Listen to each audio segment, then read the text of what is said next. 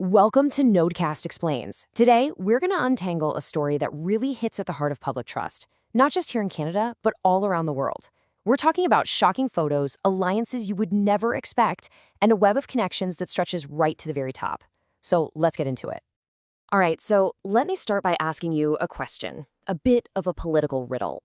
What on earth could possibly bring one of the planet's most influential left-wing intellectuals into the same room as one of its most infamous right-wing strategists?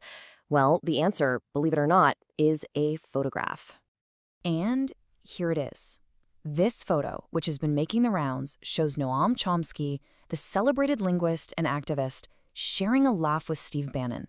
And the host of this little get-together? None other than the late Jeffrey Epstein. I mean, it is a jaw-dropping picture, and it just immediately kicks up way more questions than it could ever answer. But here's the thing that's truly staggering. This photo, it's not a one-off. It's really just one piece of a much, much larger and, frankly, deeply unsettling puzzle. It turns out Epstein's world was practically a gallery of these kinds of surprising, cross-partisan connections. So let's start with a connection that's pretty well known. Here you have Donald Trump, back when he was a real estate mogul, standing right next to Jeffrey Epstein. Now, while this link isn't exactly new information, it's a key piece of the pattern, a pattern of access and influence that went on for decades. And make no mistake, this was not a one-party affair, not even close. Here we have former President Bill Clinton with Ghislaine Maxwell and Epstein. And look, Clinton even signed the photo. This really hammers home a central theme here. This wasn't about left versus right. It was about an elite club where political lines just seemed to dissolve. And the network, it just kept expanding, far beyond politics. The connections reached right into the halls of academia and into Hollywood. We're talking about top economist Larry Summers and film director Woody Allen also showing up in Epstein's orbit. It really paints a picture of this web connecting finance, academics, entertainment, and Washington. Which brings us right back to the sheer hypocrisy that floored so many people. As one commentator put it, Chomsky had very publicly called the Republican Party a radical insurgency. So to then be seen, and I'm quoting here, chumming it up with one of the chief architects of that is insane. It's a contradiction so stark that a lot of people just couldn't wrap their heads around it. And as more and more of the Epstein files have been unsealed, this network has revealed itself to be even wider, even more eclectic than we thought.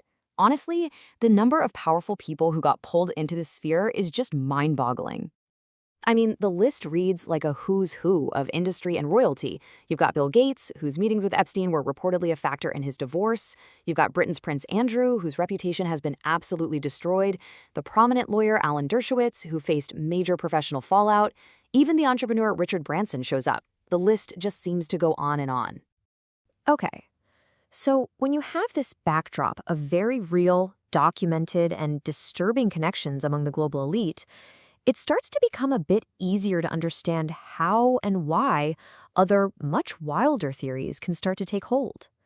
To really see how that happens, let's take a look at the anatomy of a conspiracy, using the infamous Pizzagate as a case study. Now, for anyone who might not remember, Pizzagate was a completely, utterly debunked conspiracy theory back in 2016. The claim was that a child trafficking ring involving top-level Democrats was being run out of a pizza place in Washington, D.C.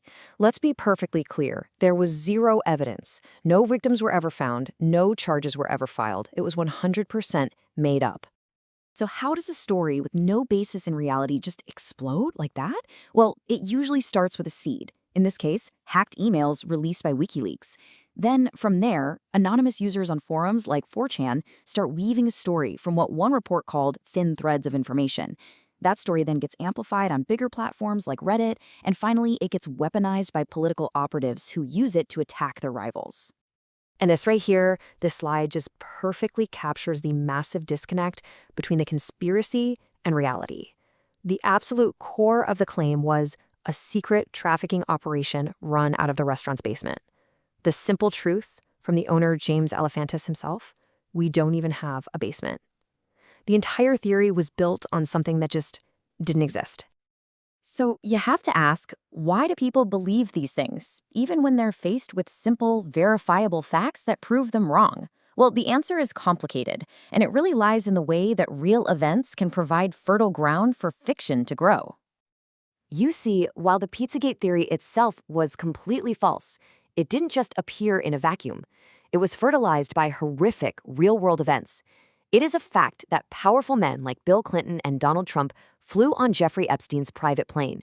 We know from the Jimmy Savile scandal in the UK that powerful predators can hide in plain sight for decades. And we know that a top Republican, a former Speaker of the House, Dennis Hastert, was convicted for abusing boys. These are the disturbing seeds of truth that create a climate of distrust, and they make people wonder, what else is being hidden? And in the hyper-partisan world we live in today, that kind of suspicion is just so easily exploited. As social psychologist Professor Viren Swamy puts it, conspiracy theorizing is being deployed as a political weapon.